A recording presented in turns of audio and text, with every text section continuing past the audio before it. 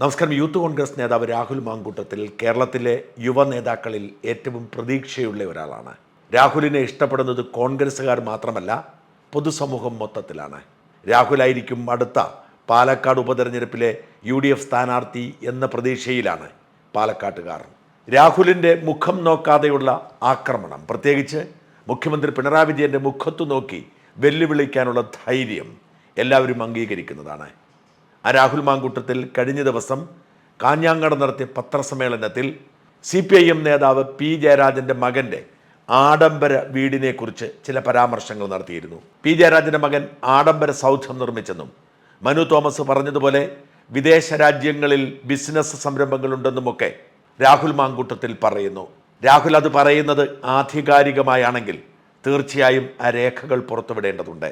മുമ്പ് കൂലിപ്പണിക്കാരനായിരുന്ന ഒരാൾ പിന്നീട് നിയമപരമായി പണം സമ്പാദിക്കരുതെന്നോ അയാൾ വീടുണ്ടാക്കരുതെന്നോ രാജ്യത്ത് നിയമമൊന്നുമില്ല. ഒരാളെക്കുറിച്ച് നമ്മൾ പറയുന്നത് ആധികാരികമാവണം.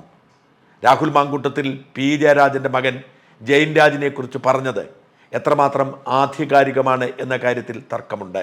കണ്ണൂരിലെ CPMൻ്റെ രാഷ്ട്രീയ ചരിത്രമറിയാവുന്ന മനു തോമസ് പറയുന്നതിന് കുറച്ചുകൂടി വിശ്വാസ്യതയുണ്ട്. എന്നാൽ രാഹുൽ മാങ്കൂട്ടത്തിലോ മനു തോമസോ ഒന്നും P ജയരാജൻ്റെ മകൻ എങ്ങനെ പണമുണ്ടാക്കി എന്ന് പറഞ്ഞിട്ടില്ല.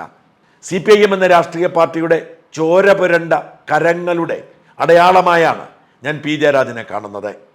പക്ഷെ അദ്ദേഹം അഴിമതിക്കാരനാണ് എന്ന് പറഞ്ഞത് ഇതുവരെ വിശ്വസിക്കാൻ എനിക്ക് സാധിച്ചിട്ടില്ല.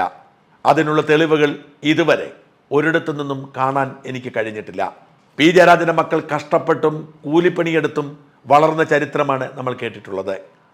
പിന്നീട് അദ്ദേഹം ഗൾഫിൽ പോയി ജോലി ചെയ്ത് പണമുണ്ടാക്കി. ആ പണം കൊണ്ട് അദ്ദേഹം വീടുണ്ടാക്കിയാൽ എങ്ങനെ അദ്ദേഹത്തെ കുറ്റം പറയാൻ കഴിയും? P ജയരാജൻ അഴിമതി നടത്തി ഉണ്ടാക്കിയ പണം, അല്ലെങ്കിൽ P ജയരാജൻ്റെ ലേബലിൽ ഗുണ്ടാപ്പണിയോ കൊട്ടേഷനോ സ്വർണം പൊട്ടിച്ചോക്കെ ജയൻ രാജ് ഉണ്ടാക്കിയ പണമാണ് എന്ന് തെളിവ് സഹിതം പറയാൻ കഴിയുന്നത് വരെ അദ്ദേഹത്തെ കുറ്റപ്പെടുത്തുന്നത് അനുചിതമാണ് എന്ന അഭിപ്രായമാണ് എനിക്ക് ജയരാജനോടോ CPMനോടോ ഒരു പ്രത്യേക താല്പര്യവുമില്ല. എന്നൊരു വ്യക്തിക്കെതിരെ നമ്മൾ അഴിമതി ആരോപണം ഉന്നയിക്കുമ്പോൾ, ക്രിമിനൽ ആരോപണം ഉന്നയിക്കുമ്പോൾ ആ ഉന്നയിക്കുന്നവർ കൂടുതൽ ഉത്തരവാദിത്വം കാട്ടേണ്ടതുണ്ട്. എനിക്കെതിരെയും ഇങ്ങനെ പലരും ഇത്തരം ആരോപണങ്ങൾ ഉയർത്തി കണ്ടിട്ടുണ്ട്. ഞാനൊരു മുസ്ലിം വിരോധിയാണ് എന്നതടക്കം. ഇത്തരത്തിൽ ഉണ്ടയില്ല വെടിപൊട്ടിക്കുന്നതിനോട് വിയോജിപ്പുള്ളയാളാണ് ഞാൻ. ജയൻ രാജ് കൃത്യമായി ഒരു മറുപടിയുമായി രംഗത്ത് വന്നിരിക്കുന്നു. ആ മറുപടിയെ ഖണ്ഡിക്കേണ്ട ബാധ്യത മനു തോമസിന് മാത്രമല്ല, രാഹുൽ മാങ്കൂട്ടത്തിനുമുണ്ട്. P ജയരാജൻ്റെ മകൻ ജയൻ രാജ് തൻ്റെ ആഡംബര വസതിയുടെ ചിത്രം പുറത്തുവിട്ടുകൊണ്ട് തന്നെയാണ് ഇത് വിശദമാക്കിയിരിക്കുന്നത്. ഈ ചിത്രം നമ്മൾ കാണുമ്പോൾ രാഹുൽ മാങ്കൂട്ടത്തിലിൻ്റെ പത്തനംതിട്ട അടൂരുള്ള വീടിൻ്റെ അതേ ഛായ തന്നെ ഫീൽ ചെയ്യുന്നു.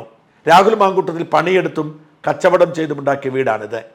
ഇത് അഴിമതിയിലൂടെ സമ്പാദിച്ചതാണ് എന്ന് ആരെങ്കിലും പറഞ്ഞാൽ രാഹുലിനുണ്ടാകുന്ന അതേ വേദന തന്നെയായിരിക്കും P ജയരാജൻ്റെ മകനും ഉണ്ടാവുക. ജയരാജൻ്റെ മകൻ്റെ പോസ്റ്റ് വിശ്വസനീയമാണ് എന്നാണ് എനിക്ക് തോന്നിയത്. ആ പോസ്റ്റിൽ ഇങ്ങനെ പറയുന്നു: ശ്രീ രാഹുൽ മാങ്കൂട്ടത്തിൽ കാഞ്ഞങ്ങാട് നടത്തിയ വാർത്താ സമ്മേളനത്തിൽ ഞാനൊരു കൊട്ടാര സദൃശ്യമായ രമ്യകർമ്മം നിർമ്മിച്ചതായി പറയുന്നതായി വാർത്താ ചാനലുകളിൽ പറയുന്ന വീഡിയോ ഒരു സുഹൃത്ത് അയച്ചു തരികയുണ്ടായി. രാഹുലിന് മറുപടി പറയേണ്ട ബാധ്യത എനിക്കില്ല.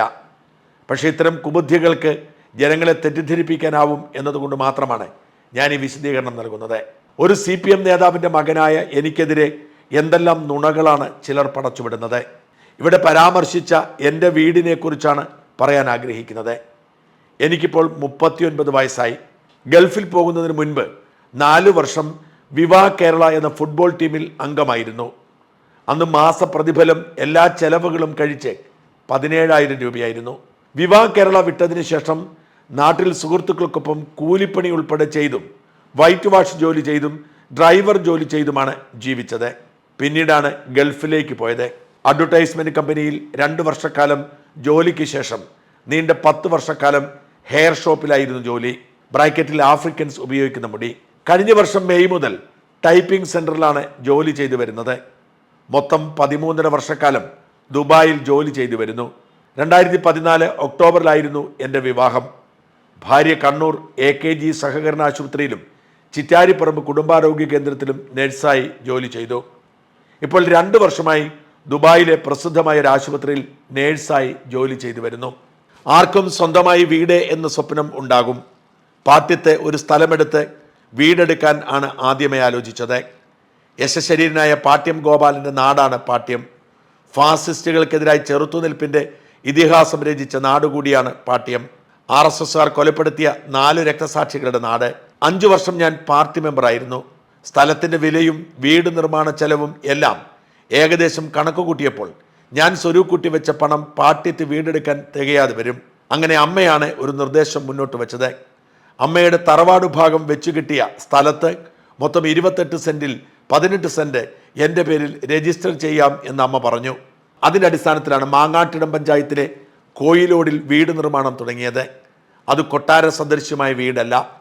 താഴെ 2 ബെഡ്റൂമും മുകളിൽ 2 ബെഡ്റൂമുമുള്ള വീടാണ് ഞാൻ എടുത്തത്. 13 വർഷത്തെ പ്രവാസ ജീവിതത്തിൽ നിന്നും മിച്ചം വെച്ച തുകയാണ് നിർമ്മാണത്തിന് ചെലവഴിച്ചത്. നിർമ്മാണത്തിൻ്റെ അവസാന ഘട്ടത്തിൽ ഒരു തരത്തിലും മുന്നോട്ട് പോകാൻ കഴിയാതെ വന്നപ്പോൾ കൂത്തുപറമ്പ് സഹകരണ റൂറൽ ബാങ്കിൻ്റെ സെക്രട്ടറി സ്ഥാനത്തു നിന്നും വിരമിക്കുന്ന അവസരത്തിൽ ലഭിച്ച തുകയിൽ നിന്നും 10 ലക്ഷം രൂപ എനിക്ക് അമ്മ തരികയുണ്ടായി. എൻ്റെ ഭാര്യയും അവരുടെ വീട്ടുകാരും സഹായിച്ചു. ഇതുകൊണ്ടും വീട് പൂർത്തീകരിക്കാൻ ആവാതെ വന്നപ്പോൾ കൂത്തുപറമ്പ് ബാങ്കിലെ അമ്മയുടെ സ്ഥിര നിക്ഷേപത്തിൽ നിന്നും 17.5 ലക്ഷം രൂപ ലോണായി എനിക്ക് തന്നു. കൂടാതെ MLA പെൻഷനിൽ നിന്ന് അച്ഛൻ 4 ലക്ഷം രൂപയും തന്നു. ഗൃഹപ്രവേശന അവസരത്തിൽ അടുത്ത കുടുംബക്കാരിൽ നിന്ന് മാത്രം സഹായം സ്വീകരിച്ചിരുന്നു. ഇങ്ങനെയാണ് എൻ്റെ വീട് എന്ന സ്വപ്നം യാഥാർത്ഥ്യമായത്. കൊടുത്തു തീർക്കേണ്ട കടങ്ങളിൽ പ്രധാനം അമ്മയുടെ സ്ഥിര നിക്ഷേപത്തിൽ നിന്ന് ലോൺ എടുത്ത 17.5 ലക്ഷം രൂപയാണ്. മറ്റൊരു ചെറിയ തുകയുടെ കടക്കാരൻ കൂടിയാണ് ഞാൻ. കോവിഡ് കാലത്ത് 3 മാസം ജോലിയില്ലാതെ കഴിയേണ്ടി വന്നപ്പോൾ കേരളത്തിലേക്ക് തിരിച്ചു വരാനുള്ള ആഗ്രഹം അച്ഛനുമായി പങ്കുവച്ചപ്പോൾ സമാന സ്ഥിതിയിൽ കഷ്ടപ്പെടുന്ന ആൾക്കാരും നിന്നെപ്പോലെയല്ലേ എന്നായിരുന്നു മറുപടി. ഒടുവിൽ എനിക്ക് പരിചയമുള്ള തിരുവനന്തപുരത്ത് താമസിക്കുന്ന എൻ്റെ നാട്ടുകാരനായ ഒരാളുടെ എൻ്റെ പരിഭവം പറയുകയും അദ്ദേഹം ഒരു ഫോൺ നമ്പർ എനിക്ക് തരികയും ചെയ്തു. ഞാൻ അദ്ദേഹത്തെ ബന്ധപ്പെട്ടപ്പോൾ എനിക്ക് നാട്ടിലേക്ക് വരാനുള്ള ടിക്കറ്റ് അദ്ദേഹം അയച്ചു തന്നു. 740 ദിർഹംസ് ആയിരുന്നു ടിക്കറ്റ് വില. ആ തുക തിരിച്ചു കൊടുക്കാൻ അദ്ദേഹത്തെ ഫോണിൽ ബന്ധപ്പെട്ടപ്പോൾ ഇതുവരെ ഞാൻ കാണാത്ത അദ്ദേഹം ആ തുക വാങ്ങാൻ തയ്യാറായില്ല. ആ മഹാമനസ്കന് നൽകേണ്ട തുകയല്ലാതെ മറ്റാരിൽ നിന്നും യാതൊരു സാമ്പത്തിക സഹായവും ഞാൻ സ്വീകരിച്ചിട്ടില്ല. അദ്ദേഹത്തോടുള്ള എൻ്റെ കടപ്പാട് ഹൃദയത്തിൻ്റെ അടിത്തട്ടിൽ ഞാൻ സൂക്ഷിച്ചു വച്ചിട്ടുണ്ട്. സ്വദേശത്തും വിദേശത്തും എനിക്ക് അച്ഛൻ്റെയോ മറ്റാരുടെയോ സഹായത്തോടെയോ പങ്കാളിത്തത്തോടെയോ എനിക്ക് യാതൊരു ബിസിനസ്സുമില്ല. അങ്ങനെ എന്തെങ്കിലും ബിസിനസ് ഉണ്ടെന്ന് തെളിയിച്ചാൽ അത് ആരോപണം ഉന്നയിക്കുന്നവർക്ക് എഴുതി തരാം. എൻ്റെ വീടിൻ്റെ കഥയാണ് ഞാൻ മേലിൽ വിവരിച്ചത്. ഇതിൽ കൊട്ടേഷൻ സംഘങ്ങളിൽപ്പെട്ട ആരുടെയും പിന്തുണ ഈ പോസ്റ്റിന് ആവശ്യമില്ല. സത്യത്തിൽ ഈ പോസ്റ്റ് വായിച്ചപ്പോൾ എനിക്ക് വല്ലാത്ത ബഹുമാനവും ആദരവുമാണ് ജയിൻ രാജിനോട് തോന്നിയത്. P. ജയരാജനോടും മകൻ ജയിൻ രാജനോടും രക്തക്കറ പൂണ്ട രാഷ്ട്രീയത്തിൻ്റെ വക്താക്കൾ എന്ന നിലയിൽ എനിക്ക് വെറുപ്പായിരുന്നു. എന്നാൽ ജയിൻ രാജ് അധ്വാനിക്കുന്ന ഒരു മനുഷ്യനാണെന്നും അപ്പൻ്റെ പണം കൊണ്ട് 1 രൂപ പോലും ഉണ്ടാക്കാൻ ആഗ്രഹിക്കാത്ത ഒരാളാണെന്നും ഈ പോസ്റ്റിൽ വ്യക്തമാണ്. പലപ്പോഴും ന്യായീകരണ പോസ്റ്റുകളുമായി രംഗത്ത് വരുന്ന അപ്പന്മാരും അവരുടെ മക്കളുമൊക്കെ അവരുടെ കുറിപ്പിൽ തന്നെ ദുരൂഹതകൾ ബാക്കി വെച്ചാണ് മടങ്ങുന്നത്. എന്നാൽ ജയിൻ രാജിൻ്റെ ഈ കുറിപ്പ് ഹൃദയത്തിൽ നിന്നുള്ളതാണ് എന്ന കാര്യത്തിൽ ഒരു തർക്കവുമില്ല. അതുകൊണ്ടാണ് ഞാൻ ഏറെ ഇഷ്ടപ്പെടുന്ന യുവ നേതാവായ രാഹുൽ മാങ്കൂട്ടത്തിലിനെ പോലും തിരുത്തണമെന്ന് കരുതിയത്. ഒരു മനുഷ്യൻ 13 വർഷം ദുബായിൽ ജോലി ചെയ്യുക, അയാളുടെ ഭാര്യ വിദേശത്ത് നല്ല ശമ്പളത്തിൽ ജോലി ചെയ്യുക, അയാളുടെ അമ്മ സഹകരണ ബാങ്കിലെ ഒരു ജോലിക്കാരിയാണ്, അവർ സഹായിക്കുക, അപ്പൻ MLA പെൻഷനിൽ നിന്നും സഹായിക്കുക, ഇങ്ങനെയൊക്കെ ഒരു വീട് വെച്ചിട്ട് ആ വീടിൻ്റെ പേരിൽ പേരുദോഷം കേൾക്കേണ്ടി വരുന്നത് അങ്ങേയറ്റം സഹതാപപൂർണമാണ്. എന്ന് മാത്രമല്ല, തനിക്ക് എവിടെയെങ്കിലും ബിസിനസ് സംരംഭങ്ങൾ ഉണ്ടെങ്കിൽ അത് ആരോപണം ഉന്നയിക്കുന്നവർ എടുത്തോളൂ എന്ന് പറയുന്നത് ചങ്കൂറ്റവും ആത്മാർത്ഥതയുമാണ്. ദയവായി രാഷ്ട്രീയ വൈരാഗ്യം തീർക്കുന്നതിന് വേണ്ടി ഒരു മനുഷ്യൻ കഷ്ടപ്പെട്ട് വിയർപ്പുണ്ടാക്കിയ പണത്തിൻ്റെ പേരിൽ കള്ളപ്പണ കൊട്ടേഷൻ സംഘ കള്ളക്കച്ചവട ആരോപണം ഉന്നയിക്കരുത്. അത് ആര് ചെയ്താലും അങ്ങേയറ്റം തെറ്റാണ്. തെറ്റിതിരുത്താൻ രാഹുൽ മാങ്കൂട്ടത്തിലെങ്കിലും ശ്രമിക്കണം.